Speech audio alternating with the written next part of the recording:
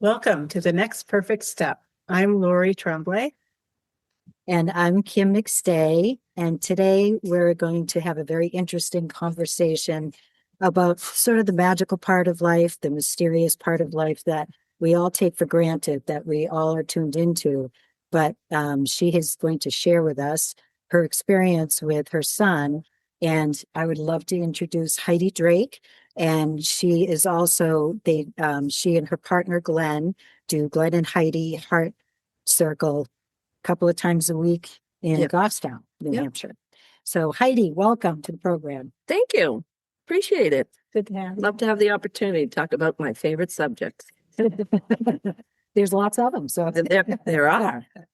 There are. So why don't you just start off by, explaining to us what brought you into, well, let's start from the beginning. Go ahead and start where the beginning like to start. I grew up in the matrix of not knowing it was a matrix, and I like that. yeah, So true. and just with the mindset of you graduate high school, you go to college, you get a degree, you get married, you get a house, and then you have children. And I was following all of that, feeling like this is really empty and that I didn't fit in no matter where I was. And using substance to help me fit into where, the world and what it was. That happens, I think, to a lot of people. Yeah. Yeah, Like one place to numb yourself into exactly. existing. Exactly. Yeah. I had my daughter in 93. And then a couple years later, I had a son, my son Scott, my daughter Holly, my son Scott. And at the time when I got diagnosed, at the time I had my daughter, my father had just been diagnosed, or I should say, just prior to me getting pregnant, my father got diagnosed with AIDS. And I said, I need to give him grandchildren before he passes. And so, which I was getting ready to have children anyway. So I ended up getting pregnant and having my daughter.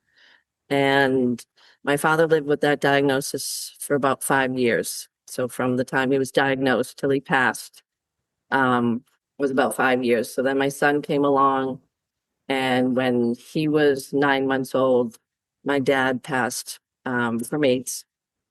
And that was my lowest point at that point. I was daddy's little girl. I'm one of two. I have an older sister. And he opened the whole spirit world to me. I remember the Father's Day, probably the next Father's Day, because he passed in December. And so come June, I had three things that happened. I was out on my front step having a glass of wine. I don't think that had anything to do with it. And I looked up and I saw his face in the clouds. And I just stood there and watched it. And I had no means of taking a picture. And it aged the way I had seen him age in his life. And it just stayed there and it aged and it went away. And I was That's amazing. blown away by that. I had a dream where he came to me in the dream and he was hugging me. And I was sobbing so much in the dream that my husband at the time woke me up because he was concerned that I was sobbing so much. Um, because it was like I was really with him again. And that was amazing. And then we had gotten a rent-a-car and we were returning the rent-a-car. So I was driving one vehicle with the two kids in it, and my husband was driving another one. And I had a Fleetwood Mac cassette in the player. And all of a sudden it stopped and it started playing on the other side. And I didn't even know cassette players could do that. And it was a song that said, something that on the lines of "I miss my little girl and putting my arms around you" and that kind of thing. And I was like, okay, I now know Yeah. that there is life beyond this life. So that was really the start of validation that life goes on. We can still connect with people who aren't here on the planet physically. And then if you fast forward that to the telepathy tapes, to knowing that you can communicate with individuals, whether it's dementia or whatever, nonverbal people, or even minimally, with our thoughts, because there is no separation. Right. Right. Yeah. Interesting that you brought up the telepathy tapes. Yeah. Yeah, that's for those listeners who are not familiar with it. Do you want to explain it a little bit? Yeah, I mean, I started listening. A friend of mine actually sent me the tapes, and I forget her last name, Kai Dickens. Dickens. I was going to call it Brackens, but that's Sarah that I'm thinking of it. But anyway, she did, and I'll let you kind of explain what you know about it as well, because you probably know more than I do. But I was blown away by listening to the tapes because, I have a lot of telepathic abilities and have since I was little, and I was always sort of shunned about that, and I also have done a therapeutic writing program that I work a lot with, or used to work a lot with autistic children, and just the connection that they had with the horses as opposed to humans, because we had too many expectations. Yes. And horses have none. And so, just to watch them, that gives me chills, because I remember just watching these kids look into the horse's eyes, feel them, hold them, and a human comes near them and they're like, cross off, go away. And it just, it really, I've always been more connected to nature than people anyway. So when I listened to all the telepathy tapes, I was just like, it vindicated me, I guess. And that was, I'm sure, really helpful for you. The validation of the things I thought I heard from, like the one major thing that I thought I heard from him, and then how it changed my life so much. So it was about a year and a half ago that all these other podcasts that I was listening to kept mentioning the telepathy tapes. I'm like, I really got to go listen to these. And I listened to a couple of them. But what used to happen was I would hear about people being able to connect with their autistic children and be envious or bummed that I didn't feel like I had that. Like, well, great for you, but I don't have that. And so I only listened to a couple of them, and then more podcasters kept talking about. I'm like, all right, fine, I'll listen to some more, because they really do recommend that you listen to them in chronological order from the beginning. Well, the more I listened to them, I was like, oh my God, I was getting questions answered. And now they've gone on to have the talk tapes. There's also another one with the moms. And the fact that I even know I have people I could reach out to with a question. I mean, my son doesn't live with me now, so I don't have as many immediate, I'm not on a day-to-day basis. I see him once a month. But yes, it totally changed my life and our relationship, and relieved me of 99% of all stress and worry related. And that's huge. That is huge, because there's a lot of stress. There's so much stress. And you probably feel isolated, right? Like, I mean, like you don't feel like anyone understands what you're going through. Exactly. Yeah. There was only one time really when I was working at getting him into a residential school program that somehow is connected with another mother, online. And she literally told me her story, and she was speaking my story. And for the first time in my life, I felt like somebody got what my day-to-day life was like, and to always, for 20 years, I couldn't ever leave him alone, ever. I always had to make sure somebody was there or he was with somebody. Yeah, that's not how I thought life was going to go. And yeah, that's really what life is about, being able to roll with whatever happens. So I ended up listening to the tapes and thinking, okay, wow. And then I realized that, so back around 2017, Scott had a big blowout at Christmas Eve where I had to call the police because I couldn't contain him. He was having an aggressive meltdown. And I got him into his bedroom, but prior to going in there, there was a picture of drawing of me that my father had done. And he had smashed his hands against that, and he was bleeding from his wrist. But I couldn't do it. I couldn't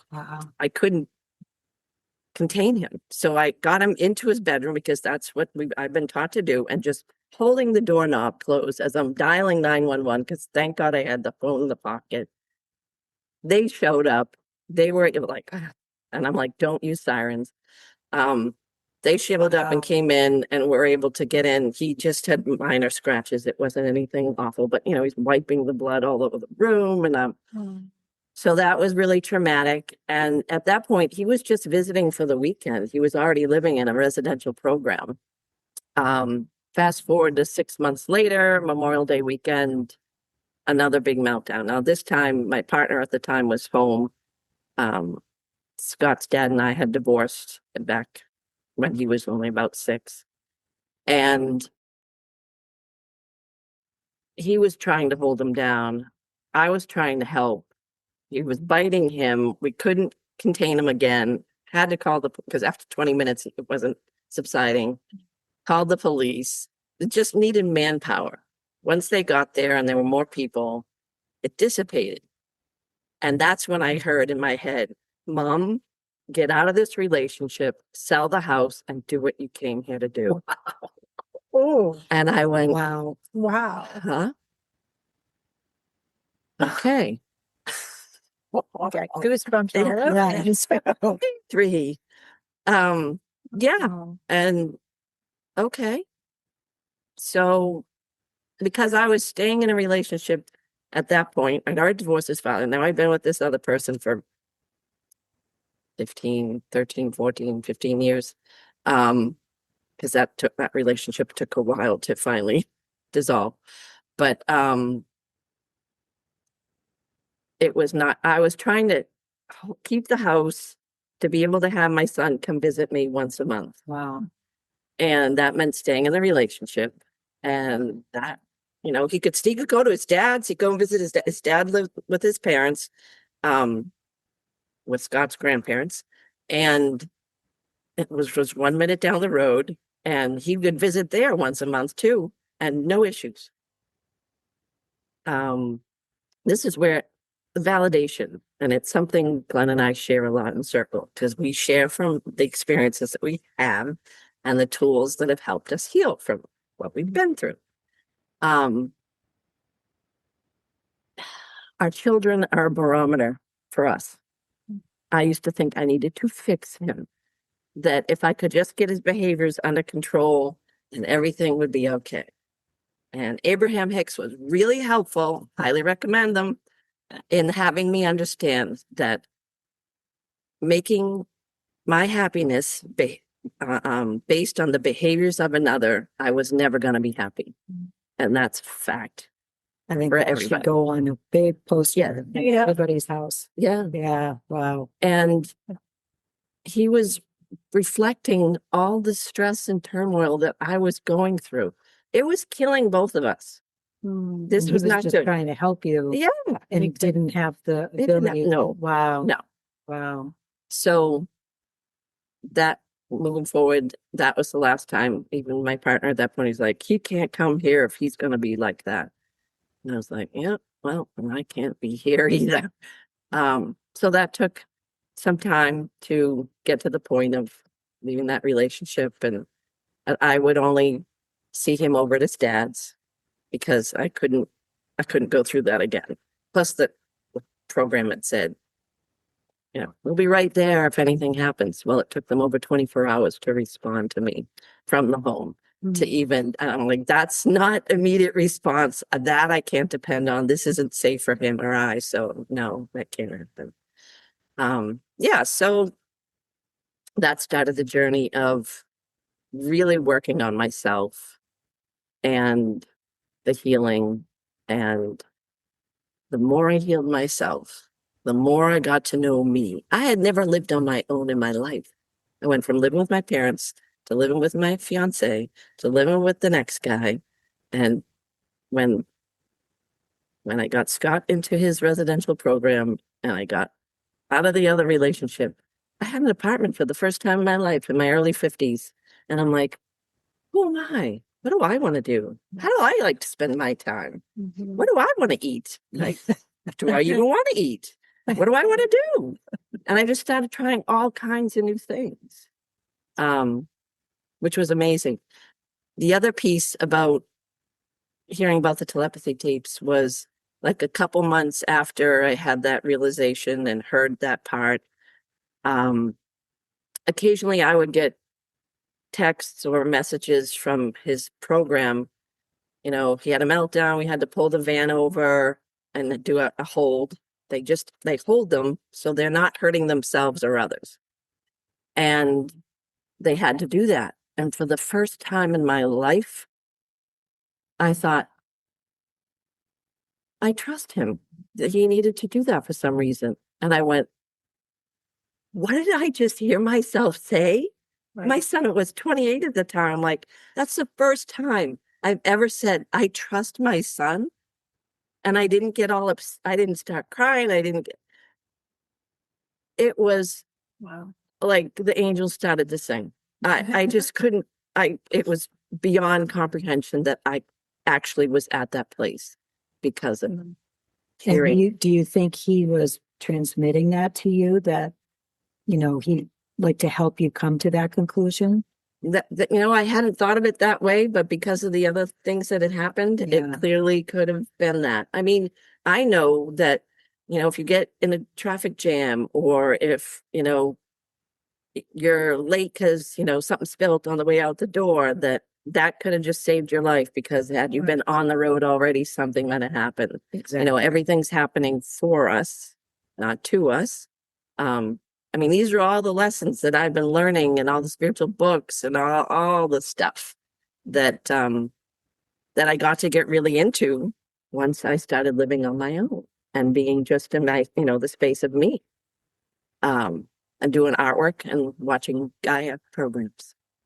I know Gaia's great. Gaia, yes. Quantum physics. Who knew that I was really into string theory or quantum physics? And I'm like, wow, I am, right? Try not to get all that about it, because I give it that label. It's like, wow, metaphysics. I know it sounds a lot more scary than it actually is. Yes, it's not a math equation. You don't have to do physics to do that. It's a energy. Yeah. Yeah. Can you share with us the story that you shared with us earlier about when he had to go into the hospital? Oh, yes. So just this past April, that they had been working for a couple of years to be able to get him to have his wisdom teeth out. And it was quite a process in order to get somebody who would do it, because he has to be put completely under. And so, you know, it was building. And even in myself, I still have my wisdom teeth. I didn't have to have them out. My daughter had to have hers out. My sister, everybody I know has had their wisdom teeth out. And I was like, you know, some of the times we're not easy for people, dry socket, other things. And so I had anxiety. I'm like, God, what's that going to be like when he needs to go and have this done? I'm like, do I really need to do that? Maybe we don't. So he had it scheduled for like the end of March. It was building up, and then it got rescheduled to April. And I'm like, okay, all right, now we're going to go on the build up again.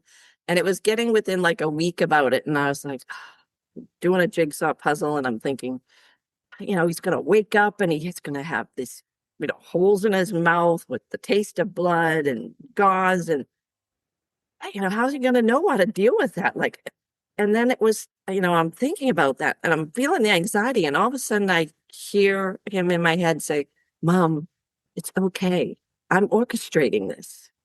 And I was like, wow. Again, all the anxiety and stress just went away. And I'm like, oh, right. And you already know what's going to happen, because you know, like, the telepathy tapes have shared with me how these individuals, they've read a book that you've read because they've read it through you. They can tap in and see what you're seeing, read what you're reading, know everything about you, know everything about other people. And then to hear, so my validation, to back up just a moment, after I heard about the telepathy tapes was I was like, okay, I need to do a little test with him. So I took 2 pieces of paper and I wrote yes on one and no on the other. And I went and sat with him on one of my visits with him at his dad's. I said, Scott, I want to try something. So I pointed to the yes and he said yes. And I pointed to the no and he said no. And I'm like, can you read mommy's mind? Yes. Can you read daddy's mind? Yes. I'm like, okay, I got to ask him something. No, here. Oh, whoa. I'm like, do you like cats? No. Do you like dogs? Yes. Do you know about the Hill, which is a non-physical place that these nonverbal people gather and connect with each other? And he said yes. All over the world. Yes, all over the world. So he knew about that. Yes, he said yes. And I said, do you go there? He said yes. And I'm like, do you want to learn how to spell to speak? He's yes. And I said, do you want to be given a voice? And he said yes. And I just lost it. It was also the longest conversation I've ever had with him. Oh, Heidi. Still brings me to tears right now. And That's true. and I was blown away. A month or 2 later, I decided I wanted to do a couple more yes, no, and I brought it out and I said, Scott, can we do this? And he's like, no.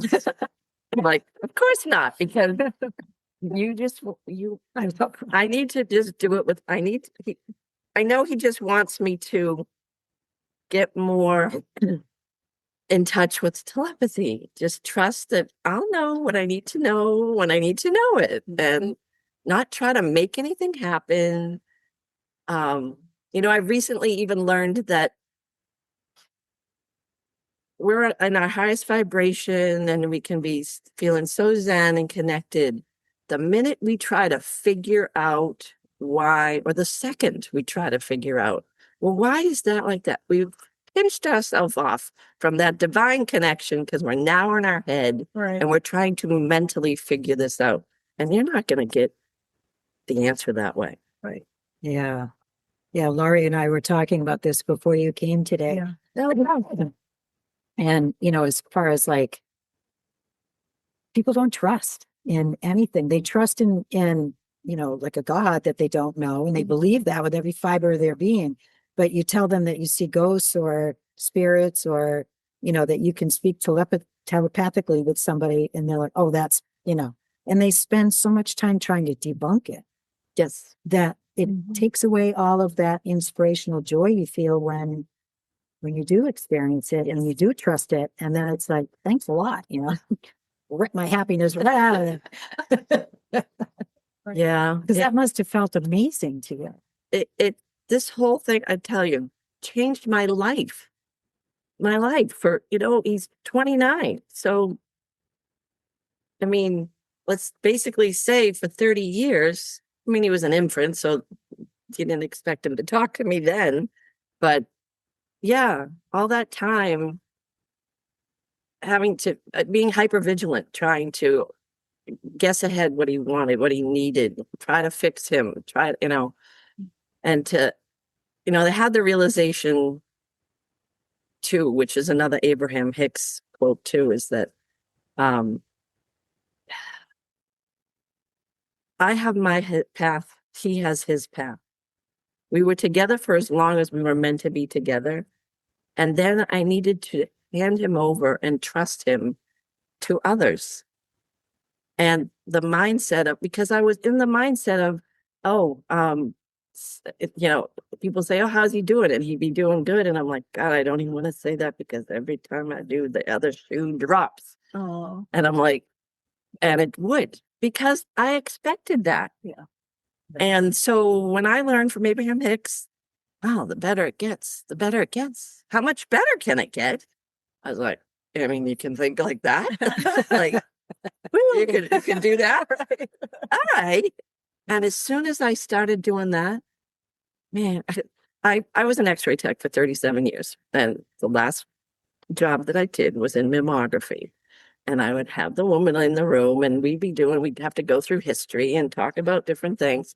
And certain people, I would end up sharing about my son and say, yeah, I live under the threat of violence every day. I never know when he's going to go off on me or this and that.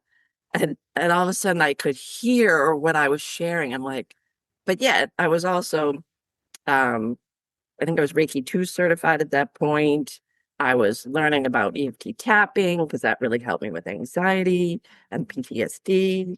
And I'm like, okay, I need to switch the dialogue. So I would say, oh, I'm on the complementary therapies committee here at Emerson Hospital, and I'm into tapping and that kind of thing. And I mean, you can hear the energetic difference between living under the threat of violence every day, or I'm into energy medicine. And when I switched that story, my life changed to the point of how I'm living my life right now. I didn't even imagine that it could be this fun, peaceful, infused in love, connection with everything. And it just keeps getting better. Is it all, it's all in a high? No, we'd be dead. If we're just going up, you have to have the contrast. That's another Abraham Hicks. You can't know what you do want without knowing what you don't want. It changed my life. Yeah. And each thing. I think a lot of people need to hear what you just said because there's a lot of things going on, a lot of anxiety. And I think that that message brings a lot of positive hope, and joy and just knowing that you can have a different life. You can have a good life. Yes. And you can be happy. And it's despite what might be going around you, you can be joyful and peaceful. Yeah. Because it's all a choice. Yeah. We make it many, many choices all day long. And the moment, I mean, you can hear yourself go, and then like, okay, wait a minute. Let me shift that. All right. And if you have to stop and take a couple of breaths, step outside and get your bare feet on the ground, whatever it is. As the other piece is, there's so much going on in the world. And people say, what can I do as one person? Oh, please. The positivity of one person impacts a million negative. So imagine a world that we all just took care of ourselves. If we tended to our own energy and cared about this vessel, which is our temple, because it's what our soul is residing in at this moment, in this lifetime, and allowed ourselves to listen to what we needed, not try to push ourselves through anything, because that, you push against something, it's going to push back. Yeah. So these are all the different lessons that have presented themselves to me, and the things that have helped me with it has been the Reiki, having a spiritual community, people I can talk to about anything, which is where Glenn came into my life, and self-care.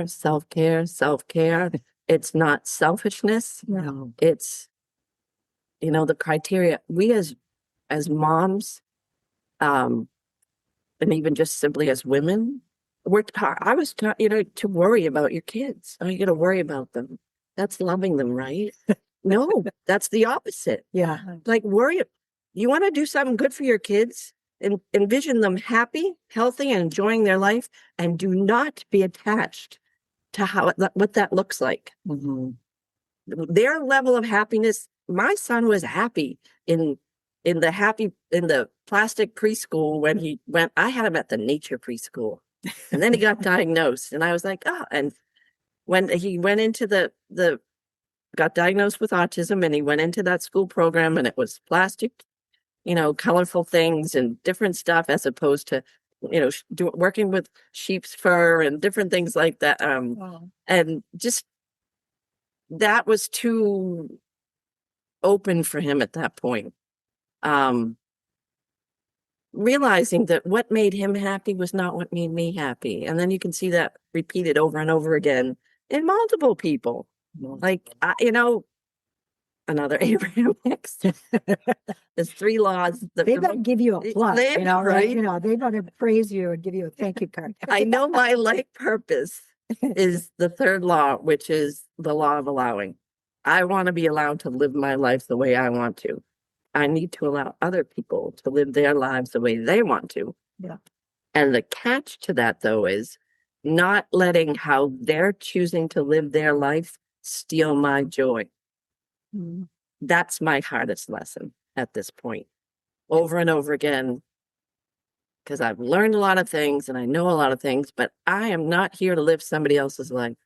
I don't know what their soul contract is. They could be doing exactly what they need to do to exit the planet when they've arranged to exit the planet.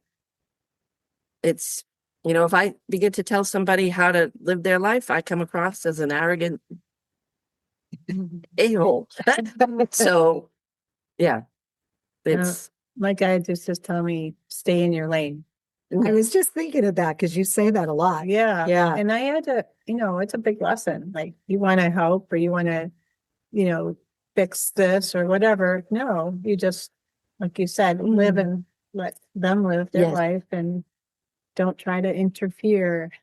correct. And the 3 of us who all work in the healing Yeah, modalities, that's, yeah. why do we want to do that? Because we want to help other people. Exactly. Well, you know how you help other people the most is Let them self-care. grab Points that that. finger at you.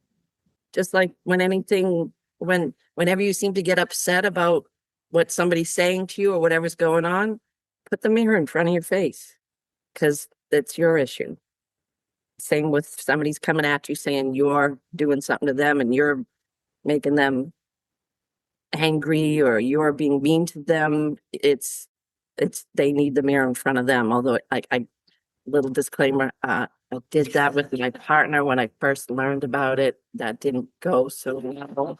Because you mentioned it, right? Oh yeah. I'm like, well, it was nice because I was like, oh, you know what? Yeah, your issue's not with me. It's really with yourself. You really need to go stand in front of a mirror.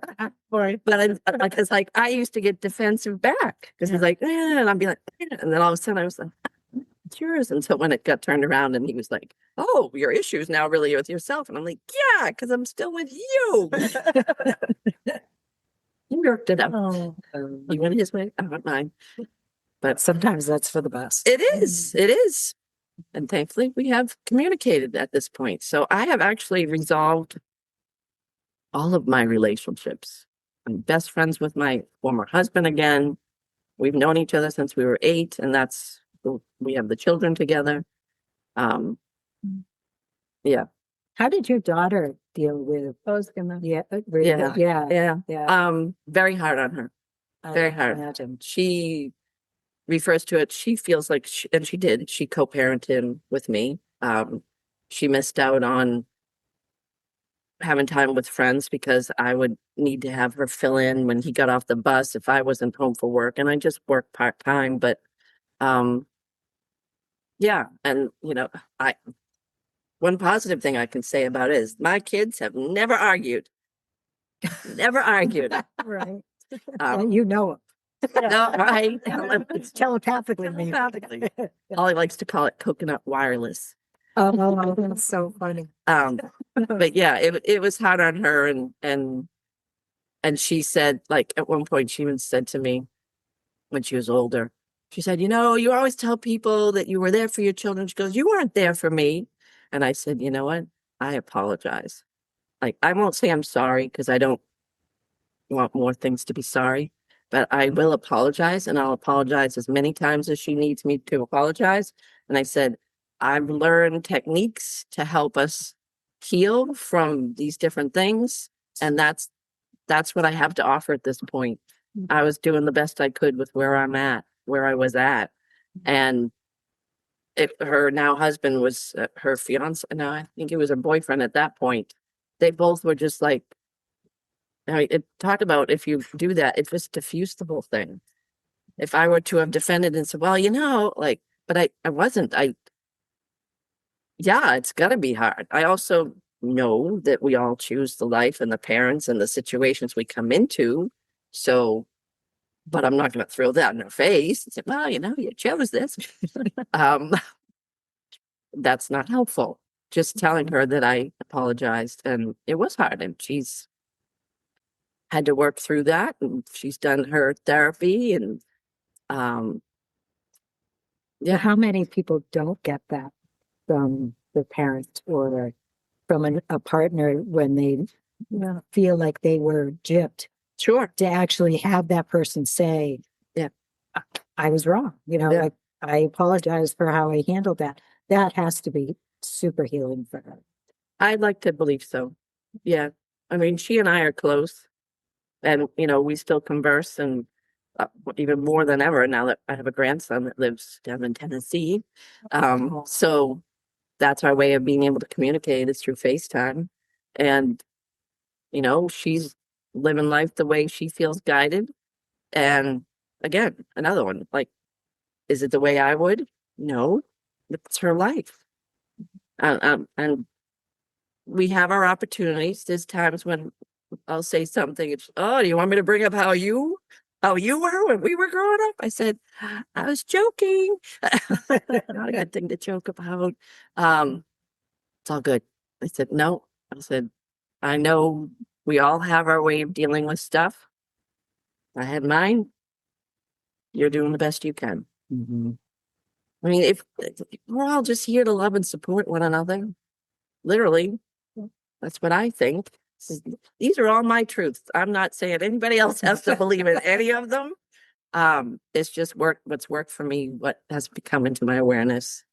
And I'm a double Cancer, so Cancer Sun, Cancer Rising, and I understand the wording that goes along with Cancer is I feel, and I have a Sag Moon, which is I believe. So I'm a I feel, I believe person. This is why I had to do the things that I did, because I could feel, and it was literally causing discomfort that I could not live with. I can't live uncomfortable. I have to feel good. Otherwise, I need to figure out why I don't and resolve it. That's a pretty healthy approach. Yeah. Yeah. Well, and being an x-ray for that many years, I saw 60-year-olds that looked 80 and 80-year-olds that looked 60. And I'm like, I would ask them, oh, so what do you do? How do you spend your, and it was always active mind, active body. Okay, yeah, I can do that. And I want to be like the 80-year-old that looks 60. So what kind of healing work are you doing now? Glenn and I hold healing circles every Tuesday and Wednesday, except for when we're on vacation, which will be the end of July and beginning of August. We have a Facebook page, Glenn and Heidi's Healing Heart. We do a blend of, we believe when you learn modalities, you don't single them out. You're a blend now of all those different modalities. We've talked about that too. Yeah. I agree Yeah. with you. Yeah. So we have a lot of crystals. That was his big love before I met him. And then we've gotten even more. And so the energy in our space is really good. And we do Reiki. We do something called Bell Vespertal, which is an angelic healing of the heart. I'm a biofield tuning fork practitioner, so I bring tuning forks into sessions. So when people arrive to circle, just come in, sit down, look around, whatever you want to do. Sometimes I have some food to share. We're pretty much whole food, plant-based, so it's clean, gluten-free food. Have conversations. You can talk about anything but politics. And then we offer people the opportunity to get onto the table. When we're having conversation, Glenn is wonderful at asking questions. We don't tell anybody what to do. We ask questions, and then they hear themselves speak their solutions and realize that they can. Nobody heals somebody else. Right. They hold space while the person heals themselves. Right. My belief. Yeah. And when they hear themselves, I can't tell you how many times I hear them say, oh, wow, really? I just said that? Like they heard themselves speak their own truth of what's going to help them. Yeah, that's Wow. powerful. Yes. Yeah. Yeah. And then we offer private sessions. Mhm.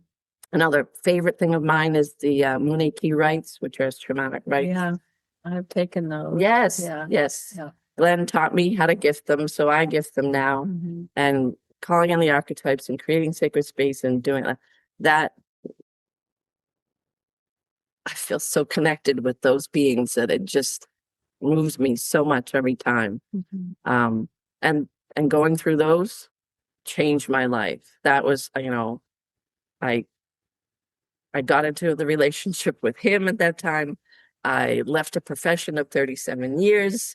I became a reverend in the Universal Brotherhood movement, which is not like any church thing or anything like that. It's literally an energetic thing that says I have a bachelor's of divinity in um, ministerial counseling and metaphysical healing, which is what we do. It's the conversation and it's the energy medicine.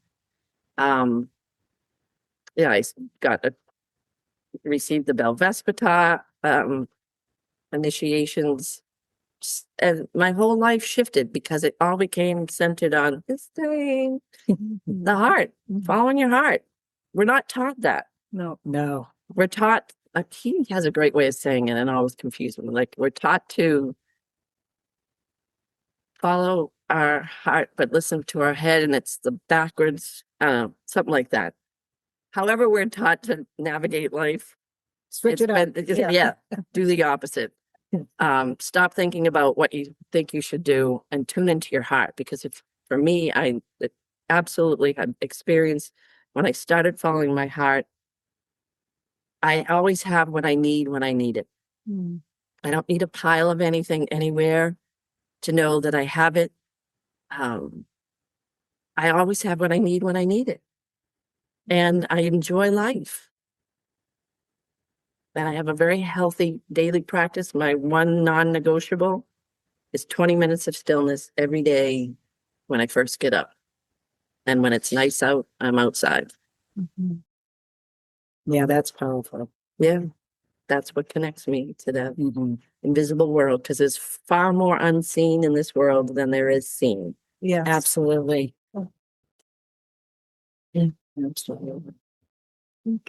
I mean, I know, raising my grandson by myself, I used to say to him, if it feels good here, then it's probably a good choice. But if it feels really awful here, it's probably not a very good Right. choice. That's great. And, That's great advice. he really understood that. I think he still does. Yeah. So, Because there's so much more in tune with their body. yeah. If we could just stay tuned in with our body and the unseen world from the Mhm. time we come onto this planet in this body. Yeah, I dream of that place, that world. It's coming. Yes, I really, I really, see it. truly believe it's coming. Yes, I think it's here. I would. I think Yeah, it's here, I and it's agree. spreading.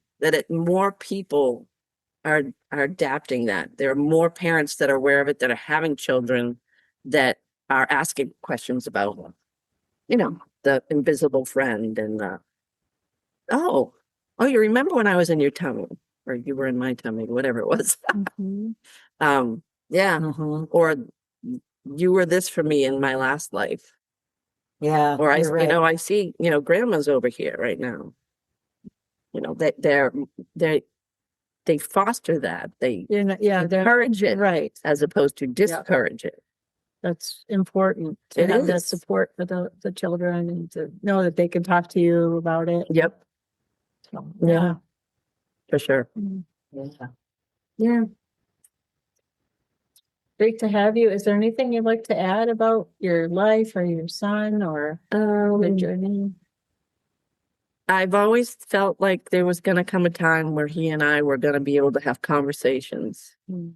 Um, at this point, there are still even places where learning to spell or the act of teaching spelling is illegal. I didn't know that. Yeah. The government doesn't like the idea of people being able to read other people's minds. Because these kids, part of these behaviors, part of what they have so much responsibility because they know the good and the bad of what people are doing. And you allow them the opportunity to be able to type that out and spell it out, things are going to come to light. The darkness is going to be exposed. And I heard about spelling like it came out in 94 and my son was born in 97. So I had heard about it, but no, it's not a valid method. We don't. And it Well, was I did squashed. some reading on that they're trying to debunk the whole thing because of that. And that's crazy. Yes, because these kids have the thing called apraxia where they have body movements they can't control. So they need some stabilization in order to initiate the spelling Right. initially. And they're trying to say that the assistant is influencing what they're spelling. But there is enough evidence at this point that Yeah. Well, that's what the telepathy tapes is about, is the evidence yes, from Yes. family after family, yes, over and over again. over and over, and indisputable. And they've had just lots of different kinds of people come in and Yep. be, on the tests, and it's always remarkably the same. It's always accurate. Yes. Yeah. It's really not, it's not refutable in my opinion. No. And there's one great story in there too with a man whose wife got dementia. Mhm. And apparently people can lose their language when they get really far on in dementia. And he was struggling to get her like even on the toilet or into the car. And one night he was laying in bed and in I don't know, he said it out louder in his head. He's like, I just wish you could help me, get you on the toilet more easily and not have it take 10 minutes or a half an hour. And he heard her voice in his head saying, oh, yeah, I can help you with that. And he's like, what? And so she went through the details of exactly what to do. So the next day when they got up, he did exactly what she said. And he did it within 2 minutes. He was able to get her onto the toilet. And he said he was so happy. He did the same thing with getting her into the car. He said, you know what? When I got her into the car in 5 minutes as opposed to 20 minutes, he goes, I did a victory dance around the car going. So, and then he became somebody who, when he would go into these different memory cares or different places like that these non-speakers would reach out to him. Mhm. And then he would let the facility know or the community know that he had somebody reaching out. Could they please let their family know? And if they're interested, then I would be happy to help, Oh, bridge the gap. Because he was receptive. Yeah. And they knew that. Yep. And And his wife had passed at that point too. And that became his commitment to those nonverbal people.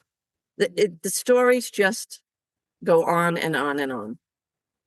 And the major message that these autistic people want us to know is that we're simply here to love one another.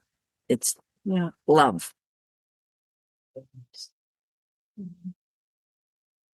Yeah, I've always kind of felt after working with autistic children that they have more insight of what's real, Mhm. and not the matrix, but what's actually real. Yes. And I found that they're kind of the transition from the old ways, not the real old ways that were nice, but the ways now into the future.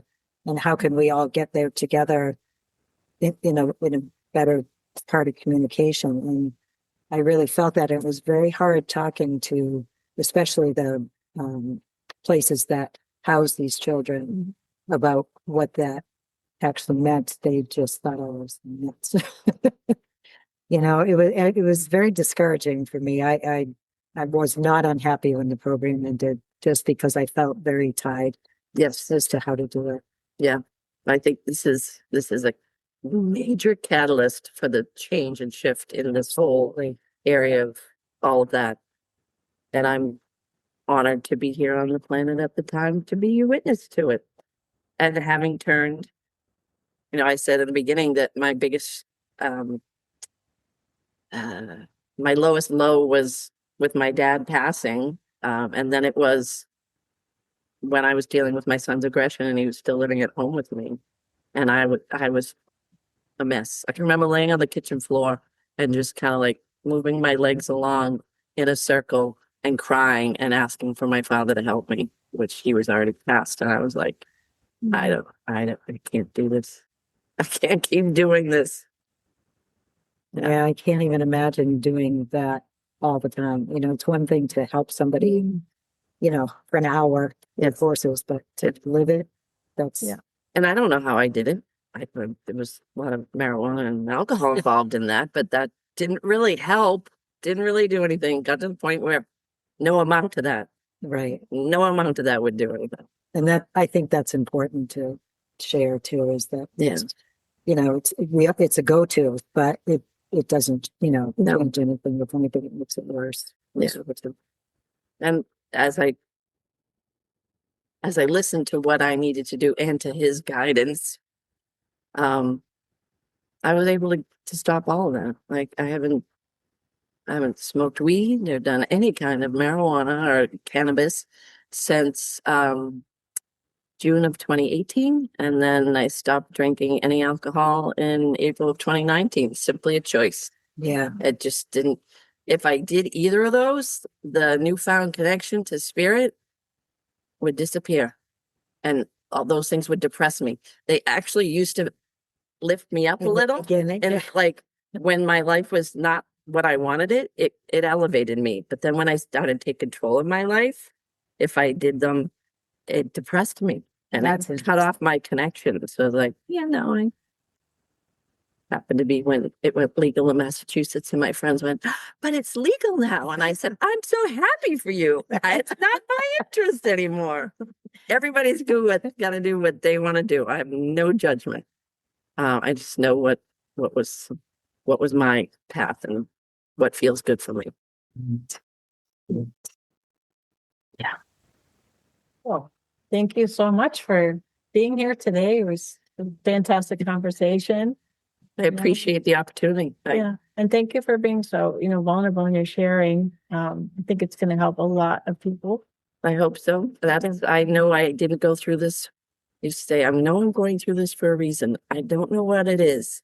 Yeah. But yeah, thank you. And you're welcome.